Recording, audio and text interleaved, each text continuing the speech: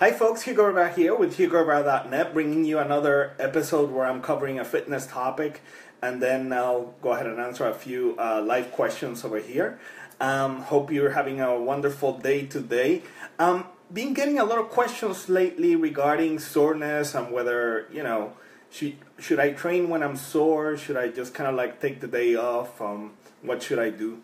Are these questions. And before I answer that, I think I need to cover the different types of soreness, because there are three main different types of soreness, and based on this type of soreness that you have, then that tells you whether you can train or not train, or take a day off or whatever. All right, so I'll go ahead and cover these types of soreness, and then I'll cover techniques as well that allow us to minimize the soreness. All right, that way you can recover quicker, you can train more, you can gain more. All right. So anyways, let's start with soreness type number one, which is your typical mild muscle soreness. And that's the typical soreness that is experienced the day after a good workout, okay? Scientists are still, debating what really causes this type of soreness, but it's generally accepted that it's caused by microtrauma at the muscle fiber level and by an excess of lactic acid, okay? At either rate, what's important is the fact that it is good soreness and it is of a mild nature, and as a result, muscle function is not really impaired. What it means is that you can still move your muscles the day after your workout, okay? The soreness is a good indicator that you had a good workout the day before and that it created the trauma necessary to trigger some muscle growth. Typically, when you're no longer experiencing this type of soreness, then that is an indication that your body has successfully adapted to the training program and that you need to go ahead and change something in your training, okay? It's important that the next day after a workout you feel at least a little bit of tightness in the muscle that you worked out, okay? If you don't feel anything at all, that means that your body has really and truly adapted to your training, which means that it's time to change. And again, I'll go ahead and cover a lot more about training later on over here. Soreness type number two is delayed onset muscle soreness, okay? And the delayed onset muscle soreness is typically the one that is referred to as DUMS, and it's the deep muscular soreness that is experienced generally not the day after. Like the day after you don't feel anything, but then the day after, meaning 2 days after your training, you're not going to be able to go ahead and move the muscles, okay? So muscle function is completely impaired. It prevents the full muscular contraction of the muscle, and this severe muscle soreness is typically caused when you embark on an exercise program for the first time, or when you train a body part much harder than usual, okay? This is one of the reasons why it's super important that you start with a really proper exercise program if you're a total beginner, because the proper program will allow you to break in slowly into the weight training, so that in that manner you're getting the gains, but you're not getting that DUMS, okay? You don't want to get delayed onset muscle soreness, because you're going to feel horrible. You'll be able to hardly walk. You'll be able to move anything. The first time that I started training, I remember I trained like marathon sessions because I didn't know any better, so I was doing 2 to 3 hour workouts, and the next day I was like this. I like literally couldn't move, okay? The breaking programs are important. If you go ahead and do the proper training, you're not going to experience the DUMS. In fact, that's one of the things that I cover in my books, the Body Sculpting Bible for Women and the one for men over here. I have a breaking program that allows you to slowly but surely ease into the weight training without killing you. That's the ticket, okay? Because we want to gain, we don't want to be dead. You cannot make gains if you're dead, all right? So just remember that this pain can last a couple of days for an advanced, well-conditioned athlete, or as much as a week for a beginner, because the advanced athlete can still get into this kind of pain if they go into a session that they completely obliterate the muscles, okay? I've been there, done that, so it's one of those things to where, we get overzealous, we want to go ahead and make some good gains, and, as a result, we just sometimes lose sight of the fact that we need to recover from the workout, right? But at any rate, it's all good. So that's the takeaway with delayed onset muscle soreness. The other type of soreness, and this is the kind of soreness you don't want to experience, okay, is injury type muscle soreness. And this soreness is entirely different in nature from the ones described before, because it's immobilizing in nature and it's very sharp. Like you do like something like this and suddenly you feel like a knife going inside. That's typically an injury that you may be nursing, okay? Not good at all. Depending on the nature of the injury, it may be experienced only when the muscle is moved in a certain way, or you may experience it constantly. Sometimes these injuries become apparent as soon as they happen. Other times it's the day after. And this has happened to me a lot, especially when I was a beginner and I didn't know what was going on. You go ahead and you'll do, like, say, let's use the bench, for example. You go ahead and do a whole bunch of weight on the bench press. And let's say you do 300 pounds on the bench 5 times. Great. That day you don't feel anything. But then the day after, you go like this and suddenly you feel something really, really sharp. It may be that you injured slightly your rotator cuff, okay? Because again, as I mentioned before, your muscles will always grow stronger than the connective tissue, okay? And that rotator cuff and things like that. So this is very, very important to keep in mind, and this is one of the reasons why I like to do time under tension, meaning that I like to reduce the repetition speed to where I'm taking 3 to 4 seconds on the way down, a couple of seconds on the way up, and then a contraction at the top if I'm lifting heavy, because in this manner I get the same kind of results as if I were to go ahead and lift with all the weight that I can handle. But by doing this, I'm crippling myself and I'm allowing my connective tissue to also adapt to the heavier load, okay? So that's the ticket right there. Super important to know that. So yeah, we want to avoid injury at all costs. Obviously, if you become injured, the first thing you need to do is apply the RICE principle, which is recovery, ice, compression, and elevation. After consulting a doctor, some injuries may allow you to continue training while working around the injury. In other words, you can find exercises that target the injured muscle without involving the range of motion that triggers the pain. And this has happened to me a lot in the past. For example, like let's say that the bench press, the flat bench press bothers me, but the incline dumbbell bench press doesn't bother me. Obviously, if that's the case, I'm going to go ahead and emphasize the incline bench press for a while as my body part recovers, because in this manner I can continue to train the muscle without injuring myself any further, okay? And this is when you really need to listen to your body and leave the ego away, I mean, if an exercise is bothering you, don't try to just go through the pain, because more than likely you're doing way more damage than good. Instead, look for angles, look for other exercises that are not triggering that kind of injury pain, okay? Other more serious injuries, of course, like a muscle tear, may involve complete rest of the injured area, and depending on the severity, it may even require surgery. So when you weight train, please, again, leave the ego outside. Do not bring it into the weight room, as it may cause you to get injured, and injuries not only can take you out of the gym for a while, but they always seem to haunt you long after you think that you have fully recovered. Like, I don't know, the day that you feel super good at the gym and you say, you know what, I'm going to go ahead and add some extra weight, pow, that's when you go ahead and get re-injured again. So, super important to train smart. I cannot emphasize it enough.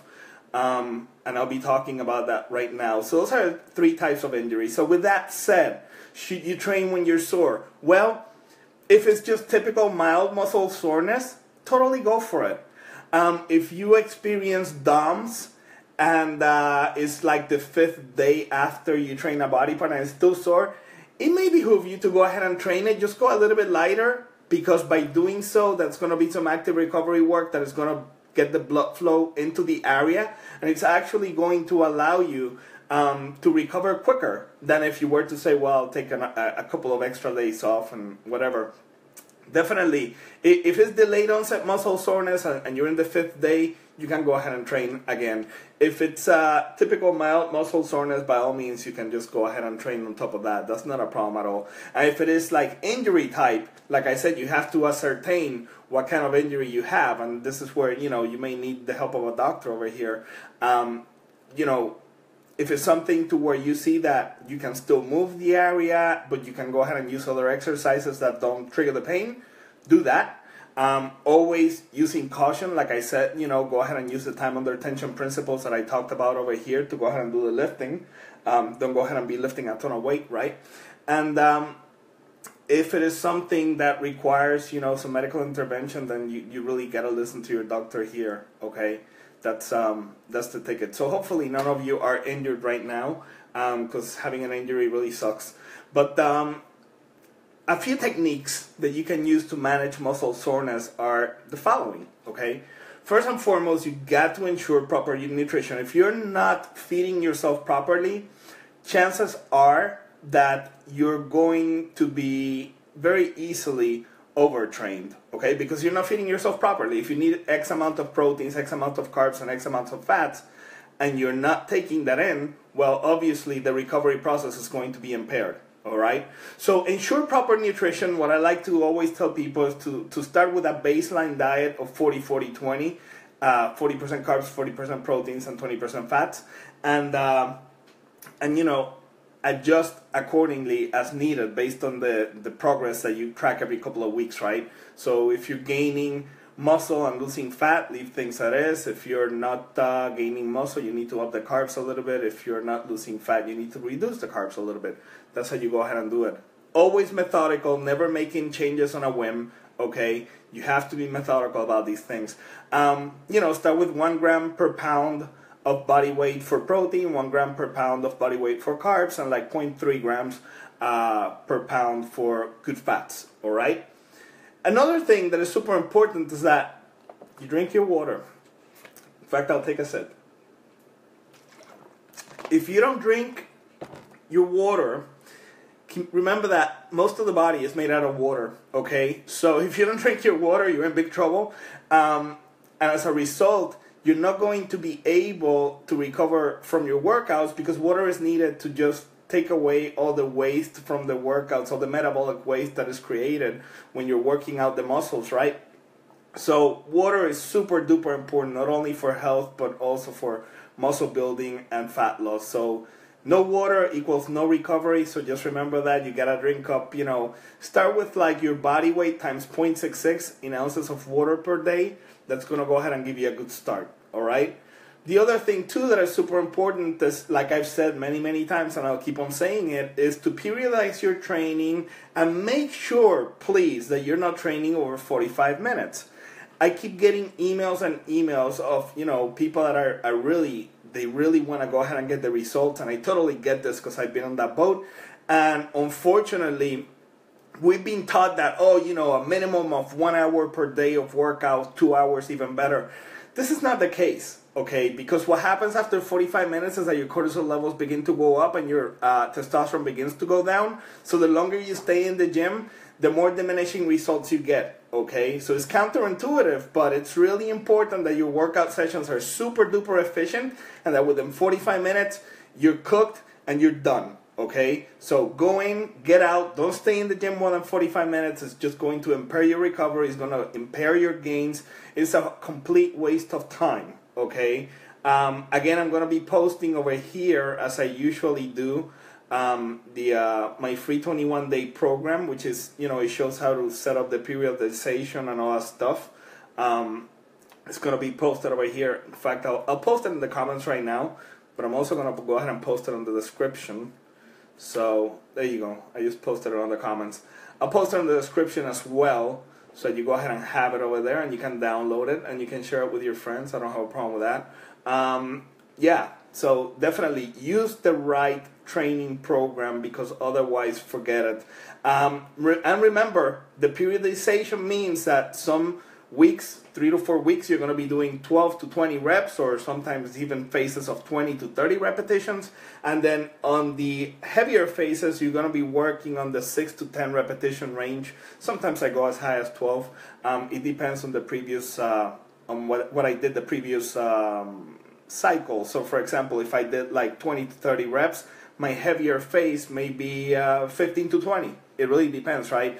But if I went like say 12 to 20 reps, then my next phase may be like 6 to 10, right? So that's how I work it, and I make sure that there's a little bit more rest in between sets for the heavier phases, and make sure that if you're training heavy, take that time under tension, okay? Because otherwise your muscles will get stronger than your joints and you're risking injury, all right? So lower the repetition speed. I'll keep repeating it. Another cool thing that can help you with the recovery, obviously, is sleep. And a lot of people kind of forget about this, but you need to go ahead and sleep. If you're not sleeping, you're not going to recover. So everybody's sleep requirements differ. Some people can do away with 6 hours. Other people need as much as 9. Okay, so see how much sleep you need, and if you cannot get all the sleep all at once, then try to take a nap or try to make up for it over the weekends or on the days off from work. That's pretty much what I do. I go through phases. Me personally, sometimes 6 hours, 5.5, I'm good. Other times I need 9. So over this weekend, for example, I ended up sleeping like 9 hours on Saturday night. So I must have been tired. But today just 5.5, and I woke up with my eyes like this, and I was ready to go. So I mean, it really depends. But listen to your body when it comes to sleep requirements, okay? Because not everybody has the same sleep requirements. With all the coaching clients that I have and I've had in the past, I can honestly tell you everybody's sleep is so different. Everybody's such a different universe when it comes to that. So just listen to your body, okay? You can also go ahead and do something that costs you nothing. After your workouts, you can do some alternating cold and hot showers. So you could do like 30 seconds of cold water and then followed by 1 minute of hot water. That's a great method to flush out the toxins and the lactic acid. The cold water basically creates a vasoconstructive construction effect, while the hot water creates vasodilation, all right? So in that manner, blood keeps on going into the muscle, which is exactly what we want for fast recovery. You can use a simple method, like I said, after a hard workout, and I typically like to do 3 to 5 rounds of the cold and the hot water. So remember, it's 30 seconds cold, 1 minute hot, all right? And thank God for that 1 minute hot. So that's a really cool technique. It costs you nothing. Another technique that you can have is that you can use some supplements that really help you with the soreness. Supplements that I've seen that help tremendously with soreness, obviously essential fatty acids, like in the form of fish oils. Like I said, make sure that your fats in the diet make up like 20% of your calories. Body weight times 0.3 gives you an approximation, right, in grams. And I make sure that some of those fats come from like fish oils. I usually call some fish oils myself. I take like a couple of tablespoons a day of that stuff, and it really helps you with anti-inflammation. So really, really good stuff. And so yeah, these fats are awesome. They really help you with the recovery. Other good supplements for recovery, obviously creatine. You don't need a whole bunch of it. Just take like 2.5 to 5 grams before the workout. That'll go ahead and help you tremendously. Glutamine also helps. You can take 5 grams before the workout, and if you're really training hard, you could do 5 before and after. Obviously, branched chain amino acids also help with recovery. But if you're really on a budget, definitely just go for the fish oils, and also go for the creatine. Creatine is just like so cheap these days. It's really, really good to go ahead and take a little bit of creatine, just a little bit. Like I said, 2.5 grams to 5 grams will go ahead and do the trick, and it's incredible the amount of recovery that you can get from that. In terms of like soreness, and even in the workout, like the recovery in between sets is much faster when you're taking the creatine. So really, really good stuff. And one last technique that I can go ahead and share with you is massage. It'll cost you a little bit of money here, so if you're on a budget, this is not something for you. But for those of you that have a little bit of extra cash to spend, massage can help you. By moving, with the lymph movement, which is a fluid that helps to remove waste from body tissues, which combined with blood helps to supply oxygen and nutrients while helping to get rid of the body from waste and toxins, okay? So, while ideally the frequency of training, the more often one should get a massage, okay? A massage performed once a month will do wonders for your overall recovery. Obviously, for those of you that are doing like competitions and stuff like that, maybe a couple times a month is even better. But again, like I said, it's not a necessity. I'm just talking about all the modalities out there that will go ahead and help you to recover faster from your workouts. But like I said, the most important ones, definitely the nutrition, the water, the training. I just posted the free 21 workout over there, so you can go ahead and take a look. And then the sleep. And then after that, you can go ahead and add the supplementation that I talked about. Oh, I forgot about one supplementation too. Super cool. These are the Sorenzymes. They're from Labrada Nutrition. It's an enzyme formula, and this is very interesting. It's an enzyme formula that actually helps you to recover quicker between workouts, and a lot of football players use it, MMA fighters use it, and I've been using that stuff actually for years. I just take 4 capsules in the morning on an empty stomach, and I'm good to go. Reduces the soreness dramatically because enzymes are not only for digestion. Enzymes have a whole plethora of other functions in your body, with anti-inflammation being one of them, believe it or not. So that enzyme formula, super duper cool, and you can find it in the labrada-nutrition.com link that I also posted below. Really, really a good product, and that bottle lasts you for like 30 days. So those supplements are really and truly good. And like I said, it all comes back down to your training and your nutrition. So just keep that in mind, okay? Because supplements do not make up for improper training or diet. So with that said, I hope that covers the topic in detail. I hope that helps you all to realize whether you should train or not when you're sore. And that gives you also some tips to reduce the soreness. So let me go ahead and take a look and see if there are any questions that I can help to answer.